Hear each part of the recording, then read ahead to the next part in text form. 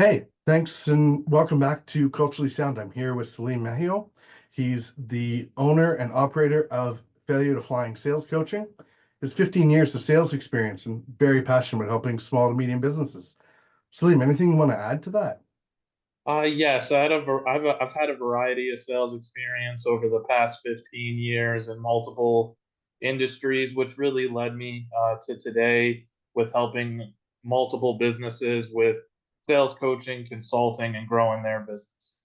Right on. And what led you here? How did you get started in this? You'd mentioned that sales saved your life. You would have been homeless without it. What brought you from there to where you are now? So really putting myself out there in sales, exploring different industries such as software, manufacturing, IT, and really creating a strong work ethic where through tough times, those commission checks really allowed me to, like I said, not be homeless, to go through times of financial hardship, and that's really what drives me in helping businesses succeed. Where, how did you start? What you mentioned work ethic, and I mean, I always associate that to grit, right? The willingness to not take no, to grind it out, to sort of see it through, and even if you fail, you pick yourself up, you dust yourself off, and you keep on down that path. Maybe shifting your perspective or your trajectory, maybe a little bit, a couple degrees, so you don't make the same mistakes over again. But what allowed you to be so resilient and sort of continue down that path? I grew up with a father that was an entrepreneur, Oh, so really interesting. I feel like it was instilled in me from an early age. He was a independent stockbroker as well as he owned his own handbag company growing up, and actually when I was a kid, he put on a business card that I was a CEO. So that's something that meant a lot to me from an early age, and I always wanted to own my own business, and it really built that experience in sales and then as well as majoring in business. So I went to Monmouth University in Mhm. New Jersey for my bachelor's and master's in business administration and management. And from college, I was in sales and just saw that that you create your own income and you create your own opportunities. And it's through all those trials and tribulations and all those years that really created my work ethic. Hmm. And I mean, seeing it firsthand with your dad, Yeah, that had to impact you, right? yeah, definitely. What were those early lessons that you really lean into?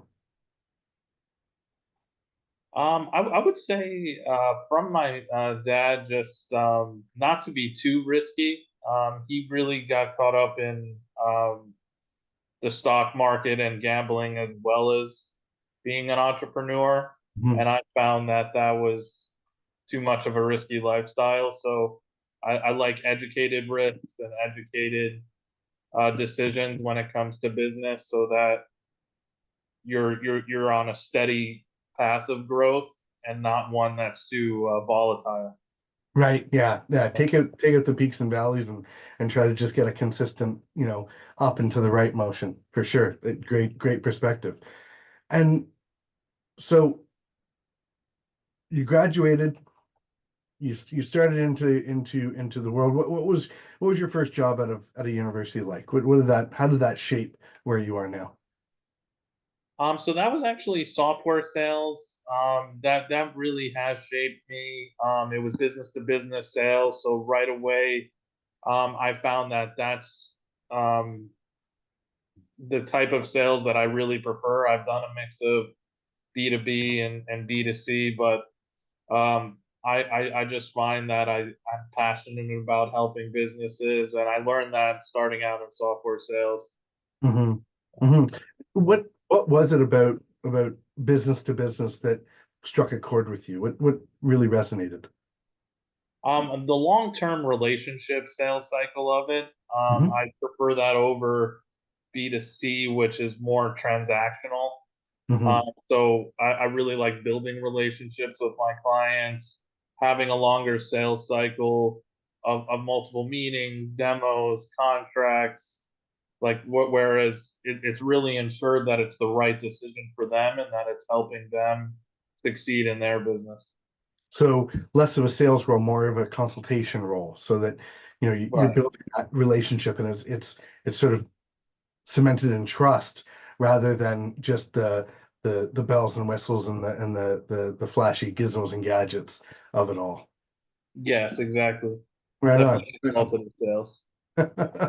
Okay, so um, lessons learned carried forward. What was sort of the career path from that first job to where you are now? What was really impactful? What were the deep lessons learned? The people met, the mentors recognized, those types of stories. So I would say really I've had multiple managers that have been a mentor, really the managers that really helped me sell. So when I needed them, they would go on a sales call with me. They would help me close a deal in the beginning. I've learned a great deal from uh, working with those types of managers versus ones that are too hands off. Like I really preferred really hands-on experience, especially with shadowing in the beginning of sales roles. I've learned a lot. Hmm. So I'm all for shadowing, where I'm really observing experienced salespeople, and really built a lot of friendships that way. So And of course. more of like an apprenticeship type relationship rather than uh, you know do as I say. This is how it's done, and learning from a book. It's more of the hands-on and the tactical sort of lessons learned. Right, exactly, because every client interaction is different and everyone has different needs. So really learning hands-on has helped me a lot. Mm-hmm. Hmm. Interesting. So, what would you say was, if you're to reflect, what would you say is the most impactful experience that you had? Can you walk me through a memory that, really speaks to you and sort of anchors you in your role today? I would say my biggest memory is just really starting my business now. So I started back in August, and Mhm. really kind of combining my 15 years of sales experience to now creating my own business that is relationship based and very consultative, with helping businesses grow their leads, grow their clients, and provide them the right sales coaching services from everything that I've learned. Hmm. Yeah. And what tools or strategies do you find are most impactful with your clients today? So some of my clients are in the professional services industry, and including attorneys and accountants. With them, they really don't have a sales system in place. So first getting CRM in place and other sales enablement tools, as well as creating a sales system for them. So with prospecting, qualifying the right leads, closing the right deals, nurturing the right sales opportunities, and really scaling their business so that they have a sales system for new hires as well. Interesting. Yeah, no, and that's great. What are your methods or strategies for those new hires to sort of, the whole concept of quiet quitting, and if something coming out of the last few years, really keeping team members engaged and participatory in what's going on, and understanding, the visionary at the helm, carrying that plan and that vision forward, and executing on that. How do you help your clients cast that clear vision so that they understand their participation in that scale and growth of the company? Absolutely. So it's through a personalized, like one-on-one coaching and team coaching, the right goal setting and the right. Everyone has a different why, Hmm. So really, I find really with the personalized coaching I do is really understand their why, their motivators, their um, really what gets them out of bed and why they're in sales, because sales can be full of ups and downs. So it's important to have that why and that vision, like you mentioned, to succeed. Right, right. Excellent. What does your why look like? What gets you excited to hop out of bed in the morning? Well, I recently got engaged last month, so I'm looking forward. Congratulations. Thank you. That's great. So looking forward to getting married in the next couple of years. Hmm. So and then my I learned a lot of lessons from my dad. He actually passed away 8 years ago. Sorry to hear So thank you. So that's something he really put the entrepreneurial spirit in me. So that. that's something I always look at as a why. Um, as well as being there for both my mom and my fiance's mom, and we're really our family is really important to me, and it's always what I strive for when it comes to success is to help my family, help those around me, and then also starting out as a solopreneur now, my goal is to eventually have employees and help create jobs as well. Gotcha, gotcha. I mean, all solid whys for Yeah. sure. What so what challenges are you facing in your day to day? What are the things, the walls, the barriers, the things that you're bumping up against consistently that um, maybe we can sort of work through and discuss. Some challenges, just being new to business, just having enough clients. So I'm going to a lot of different networking events, Hmm. online outreach, and really just like putting myself out there. I would say is just the biggest challenge right now. Of course, exposure. I mean, Yeah, that's exposure. the challenge of just about everyone, right? Is to make Yeah. sure that that marketing matrix is really in the right place. So, are your social posts hitting? If you're doing cold emails, what does that look like? And what's your open rate? What does your email delivery look like? How does your website perform? And there's a whole gambit of challenges that are surrounding solopreneurs specifically. Are there any strategies that you're seeing success with?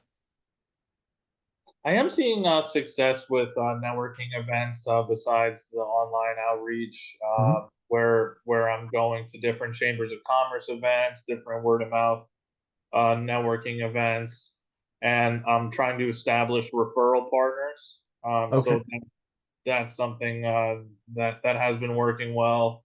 Everyone is looking for help, so when you can find good referral partners where you can help each other, that's something really beneficial. For sure. And I mean, really speaking to your strengths, right? Of nurturing those relationships and getting that handshake in and creating those personal touches. That makes sense. That makes sense.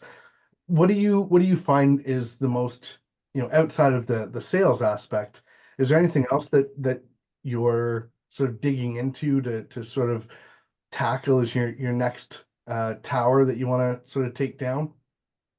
Yes, next I'd really like to become a sales influencer. So that's Mhm. something I'd like to with my Instagram page have like sales tips of the day to really go along with my sales coaching services. Right. So, Right. And what would that look like? so it really look like having different tips that could help business owners and help sales professionals succeed, such as for in-person meetings, Zoom meetings, cold calling, pitching correctly, overcoming objections, sales role playing. Right, right. Yeah, all very valuable aspects of the whole sales cycle. What would you say is the future of your consultancy and what does the next 5 years have in hold for you? For the next 5 years, the goal is to grow my client base enough to have employees, say to have by then about 10 employees, where we have structured sales coaching, um, and to be able to help a large amount of clients. And then during those 5 years is also becoming an established sales influencer, like I mentioned. Mm-hmm. Mm-hmm. And family life, getting married. I mean, does that influence that path at all, or what does that look like for you? Yes, it's definitely a big motivator to succeed, wanting to get married in the next couple of years, and then eventually to have a family of my own. So to really feel like I've succeeded in business, as well as with my personal life. Right. What does success look like to you? So success, really, having employees of my own is something that I've always dreamt of. So that's one thing. And then having that good balance of family life and business life is really the key to success for me.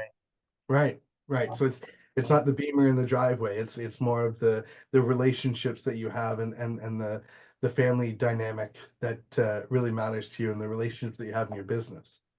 Yes, exactly. I'm really a relationship person. I always have been. Mm. So my relationship with my fiance now, we've been together over 3 years. And then as well as like I mentioned, really having an knack for relationship sales as well. Mm-hmm, mm-hmm. Yeah. If you were to describe yourself in 3 words, what would you choose? I would choose hungry, strong, and motivated. What drives you to selecting those 3 words? Say I've always felt extremely hungry for success, and learning from everything in the past, successes, challenges, always feeling like I could do more, do better. Strong because I feel like I've been very resilient through ups and downs of life, things like that. Mm-hmm, mm-hmm, mm-hmm. Do you have a guiding quote that sort of is your North Star, your beacon? That sort of, are you a quote guy? Is that something that you're? Yeah, I do like quotes. There was one from Muhammad Ali that's always stuck with me, and he said, "Success isn't made in the gym; it's made from something deep inside you, a desire, a dream, a Mm-hmm, vision." And I've always strived for that. Like what we're going back to when we talked about the why and my mm-hmm. motivators, and that's something. Whatever it is you're doing to be successful, you have to have that desire and dream behind it Right, and that vision. right. Do you?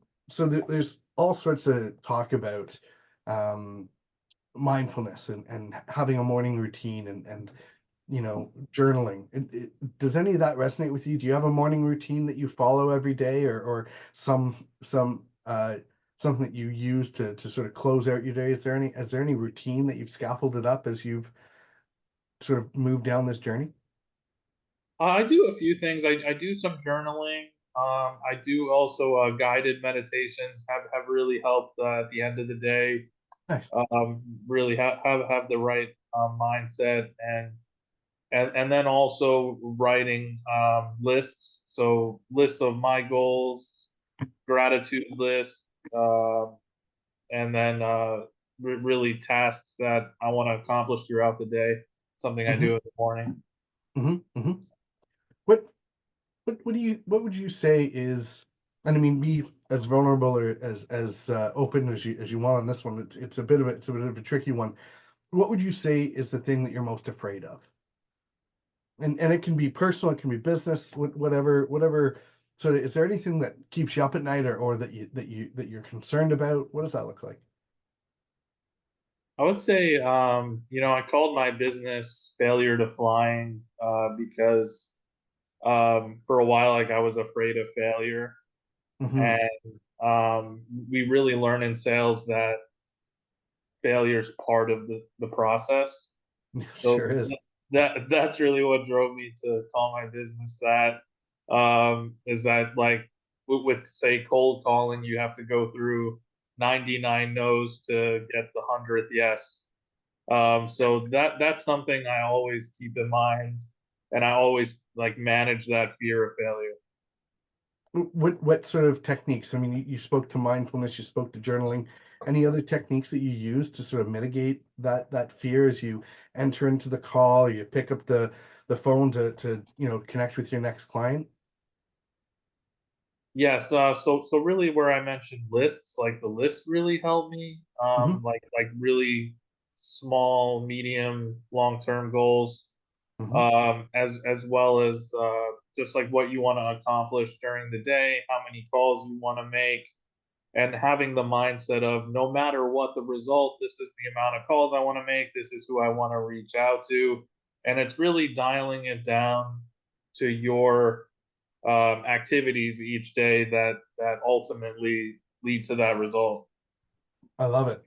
Yeah, I mean, quote right there, and it's you got to be able to love the process, and you got to be Exactly. able to participate in the process and not allow, well, you want to be present emotionally with the person you're talking to. You don't necessarily want those emotions to overcome the aspirations that you have and the gift that you have as an individual to help that client base that you're looking to participate with. And I mean, I Mhm. think that's something that a lot of individuals struggle with, particularly in sales, because it Yeah, can get you down, and you can't you can't allow that to happen. You got to keep your chin up and keep driving forward. And I think that's a beautiful statement. thank you. Yeah. You're welcome. For a superhero, are you a superhero guy? DC, Marvel, is that something you're into? Do you have a favorite superhero that you aspire to sort of model or follow? Always loved Superman and Batman. Right on, So right on. yeah, So more of a DC guy. Cool. yeah, And yeah. what elements or aspects did you appreciate? Were you more of a Bruce Wayne or were you more of a Batman? Uh, I would say more of a Bruce Wayne. Yeah. Yeah, yeah, So likes to sort of have the toys to play with and have that pseudo personality on the back end, knowing right. your strengths but being able to present yourself in such a way. That's great. Well, Definitely. listen, I've thoroughly enjoyed the talk. Is there anything that you want to share as a closing remark, or anything that's coming down the pipe that you're excited about? I'm just very excited about growing my business, going through the first year of it. Really appreciate the time today Of course. on the podcast, and um, I would just say a book I've read, a couple books I can recommend as a closing Please. remark Yeah. are "You Are a Badass" by Jen Sincero. That's on Yep. how to stop doubting your greatness, and Hmm. live an awesome life. That's a book that's really helped me, as well as "Burn the Boats" by Matt Higgins. Toss Plan Nice. B overboard and unleash your full potential. So, very motivating books that I recommend, and really appreciate the time today. No, absolutely. Salim, it was great talking, and we'll have all of your socials and where to find you should anyone be interested in working with you in the show notes. So thank you again, and look forward to chatting again soon. Great, absolutely. Thank you, Chandler.